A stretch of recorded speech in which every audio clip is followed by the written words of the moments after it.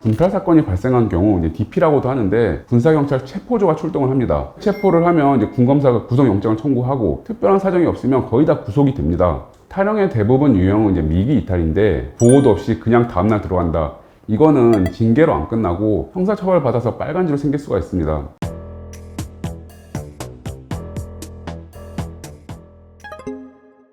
안녕하세요. 군계 일변 김태용 변호사입니다.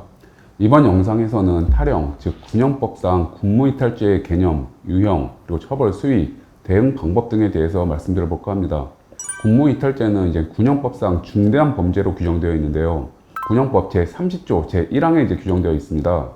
법문상 군무를 기피할 목적으로 부대 또는 직무를 이탈한 사람은 다음 각호의 구분에 따라 처벌한다고 하면서 1호 적전인 경우에는 사형, 무기 또는 10년 이상의 징역, 그 다음에 2호 전시 사변시 또는 계엄 지역인 경우에는 5년 이상의 유기징역, 그리고 3호 그 밖의 경우에는 1년 이상 10년 이하의 징역에 처하도록 규정되어 있습니다. 적전인 경우는 뭘 말하냐면 적에 대하여 공격이나 방어에 전투 행동을 개시하기 직전과 개시 후의 상태 또는 적과 직접 대치하여 적의 습격을 경계하는 상태를 말합니다. 마지막 건 GP 그리고 GOP에서 철제 근무에 임하는 지역이 포함이 되겠죠. 참고로 그 상황에서 그냥 도망친 것이 아니라 적진으로 도주한 경우에도 처벌하는 규정이 따로 있는데 군형법 33조에 있거든요. 그냥 사형에 처한다고 규정되어 있습니다. 참고로 군에서 사형 방식은 총살입니다. 그만큼 탈영은 군형법상 중대한 범죄로 규정되어 있는데요. 이거는 역사적으로도 그렇고 중대한 범죄로 규정해 놓고 있을 수밖에 없습니다.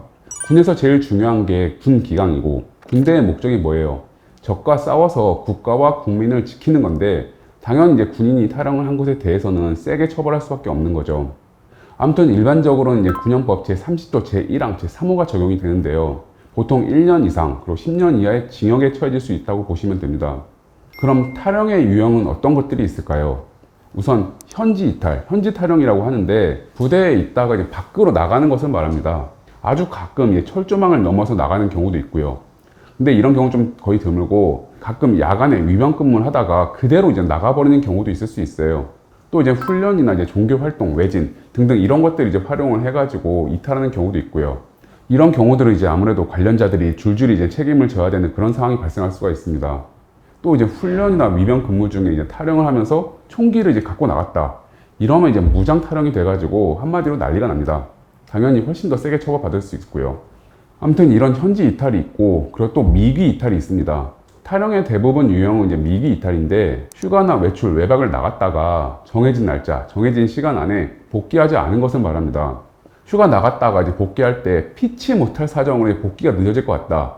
외출, 외박을 나갔는데 정말로 부득이한 사정으로 늦어질 것 같다. 이러면 지휘관이나 당직사관한테 미리 이야기를 해야 되는데 정말로 피치 못할 사정이 있어야 되고 그리고 또 명령권자 승인을 받아야 됩니다. 아무 말도 없이 그냥 늦게 들어간다. 보호도 없이 그냥 다음날 들어간다. 이거는 징계로 안 끝나고 형사처벌 받아서 빨간지로 생길 수가 있습니다. 군대에서 제일 안 좋게 보는 것 중 하나가 군대를 우습게 보는 거거든요. 그리고 또 독단적으로 행동하는 거예요. 그렇기 때문에 탈영에 대해서는 군에서도 아주 무거운 사안으로 보고 있습니다. 그리고 군 간부도 마찬가지로 무단으로 결근하거나 그렇게 되면 이것도 군무이탈이 될 수가 있습니다. 그럼 군무이탈 탈영의 경우 어느 정도로 처벌되느냐? 우선 군탈 사건이 발생한 경우 DP라고도 하는데 군사경찰 체포조가 출동을 합니다. 그리고 민간 경찰과 협력을 해가지고 군무이탈자를 체포를 하거든요. 근데 이게 생각하시는 것 이상으로 되게 잘 잡아요. 보통 하루 이틀 만에 체포를 하는 것 같고 적어도 일주일 정도 안으로는 거의 다 체포를 하는 것 같습니다. 이렇게 체포를 하면 군검사가 구속영장을 청구하고 특별한 사정이 없으면 거의 다 구속이 됩니다. 구속 사유가 도주 우려 또는 증거인멸 우려인데 탈영은 군대에서 도망을 친 거잖아요. 그러다 보니까 어지간하면 도주 우려가 있다고 봅니다. 군무이탈죄를 처벌함에 있어서 기본적으로 고려하는 게 이탈 기간입니다. 범죄 사실에 며칠, 몇 시간, 몇 분 이렇게 보통 특정을 구체적으로 다 합니다. 이탈 시간이 길수록 당연히 처벌 강도가 세질 것이고요. 그리고 또 중요한 게 군무이탈 사유입니다. 그 이유. 그런데 시간 가는 줄 모르고 게임하다가 늦었다. 여자친구랑 싸웠는데 달래고 하다가 늦었다. 술을 많이 마셔서 잠들었다가 깼는데 너무 늦었었다. 이런 사유들 좋게 안 봅니다. 그리고 당연히 군대가 싫어서 복귀하기 싫어서 그랬다. 이런 사유는 제일 안 좋게 볼 거고요. 또 자수, 즉 스스로 다시 부대로 복귀를 했는지 아니면 강제로 체포된 것인지 이런 것도 중요 요소로 고려될 거고요. 또 크게 고려하는 게 재복무 의사입니다.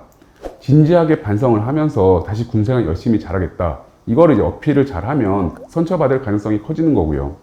지금 말씀드린 여러 요소들에 따라서 군무이탈의 처벌 수위가 크게 달라질 수가 있습니다.